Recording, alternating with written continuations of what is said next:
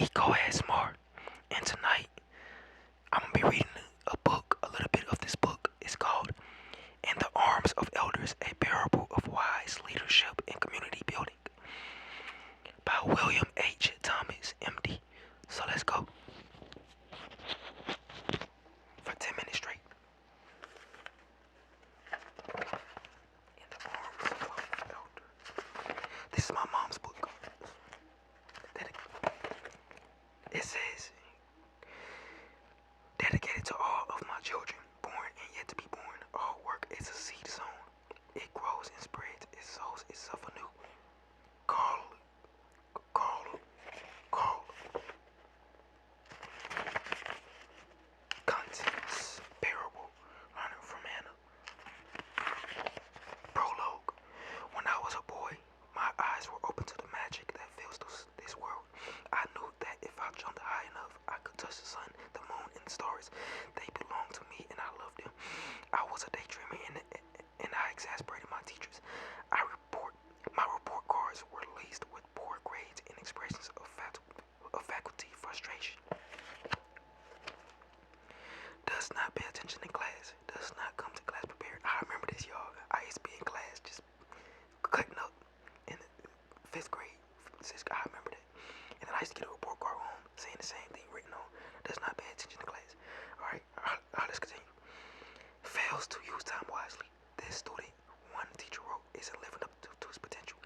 I'd like to say that I bravely defied their calls for confirmity, but I was weak. A child's imagination is no match for adults armed with good intentions. They convinced me that my sun was a blast furnace, that my moon was a cold dead rock, and that the stars lay far beyond my reach. I was cleansed of my childish errors. The magic disappeared. Ultimately, I embraced their faith in the majesty of science, and as converse often do, I became a fanatic. I earned a Bachelor of Science degree in biology, summa cum laude, and then a medical degree from Harvard. As a young physician, I believed that science could conquer every corner of the human body, every crevice of the earth, even the farthest reaches of the cosmos would yield their secrets to the scientific method. I was sure of this.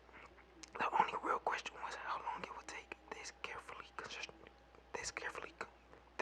constructed confidence is gone now, shattered, washed away. My wife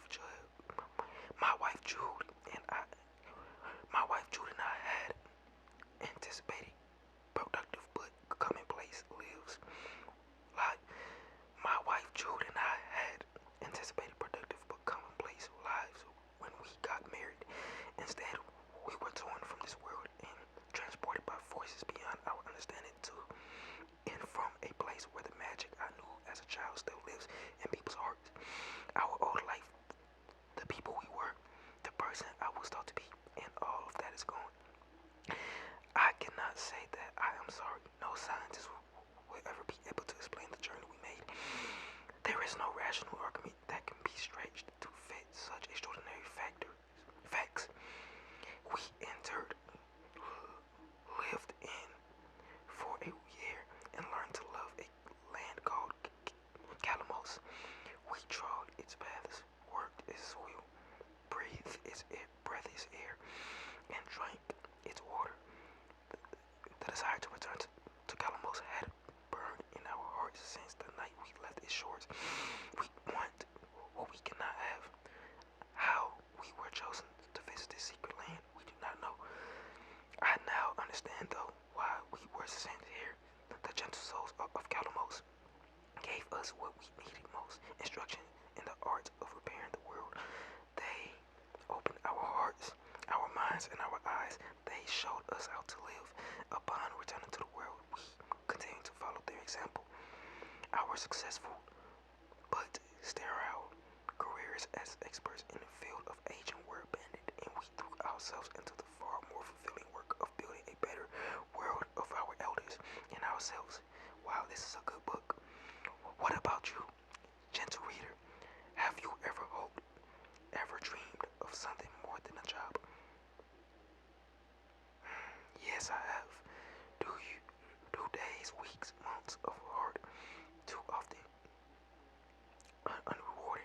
stretch out before you. I guess so. Does your art of arts still cherish a dream of changing the world? Yes. I am a light worker. I am a healer, so yes. Perhaps better than. I'm a light worker. I'm a messenger also. I'm a messenger and I'm a healer, y'all. I'm a light worker. That's my purpose. Does your heart of hearts still cherish a dream of changing the world? Perhaps better than anyone else. Yes. Perhaps better than anyone else, we can assure you that there is still magic in the world, of course. We have lived in it, tasted it, and touched it. Even more importantly, it has touched us. We can show you where to find it and how to use it. But first, you must hear our story. In the early years after our return from Calamos, we were often reluctant. We were often reluctant. We were often reluctant to speak of what happened there. In particular, I feared that those who heard me would dismiss the story of Calamos in a fraud. For some, our tale will always be more fiction than fact, a narrative easily dismissed as the product of an overheated imagination. I have great sympathy for these doubters. 10 years ago, I have great sympathy for these doubters. 10 years ago, I too would have rejected the reality of Calamos. After all, very few grown-ups are willing to make time for or take seriously the value hidden within magic, adventure, and mystery. This book getting good, y'all. Perhaps the most valuable of all the lessons we learned while living in Calamos is that truth, that wisdom is most easily recognized when it comes to us in the form of stories. Wow. So they have to receive truth and wisdom through stories. It's more easier for you to receive wisdom and truth through stories in Calamos. Before I was journeyed to and from Calamos, Jude, and I believed that the truth could be relied upon only when it was surrounded by facts and figures. We know better now. Still, only a fool would deny that numbers and their bastard offspring statistics rule this world. They are valued and sometimes worshipped for what they can do for us, even as our addiction to them drains our hearts and souls. Despite this, no, because of this, we have decided to share the story of Calamos with the world as large. We have decided to share the story of Calamos. We have decided to share the story of Calamos with the world at large. One tends to tell a story, and knowing how to tell is best told are two different things.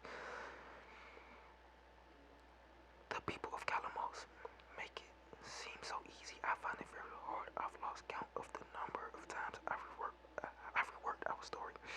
In early drafts, I thought it would be best if I told you about our whole lives. I described the small towns where we grew up. And I introduced our parents and siblings. I even told of our first loves and heartbreaks.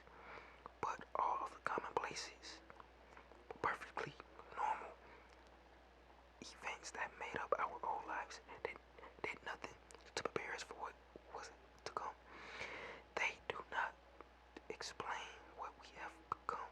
Ultimately, the only way to understand that Calamos is and how it changed. Ultimately, the only way to understand what Calamos is and how it changed our lives is to rely upon the journal that we kept during our time there. Those who seek to understand that adventure first need to know how Jude and I met and what led us to set sail together, bound for Montserrat, Rochester, New York. More than anything else, this is a story about love and the power of love to change people, lives, communities, even the world. And this story itself begins with love at first sight. Alright, y'all, that was page 7. I will finish it up. I'll do part 2 tomorrow. I'll finish it up reading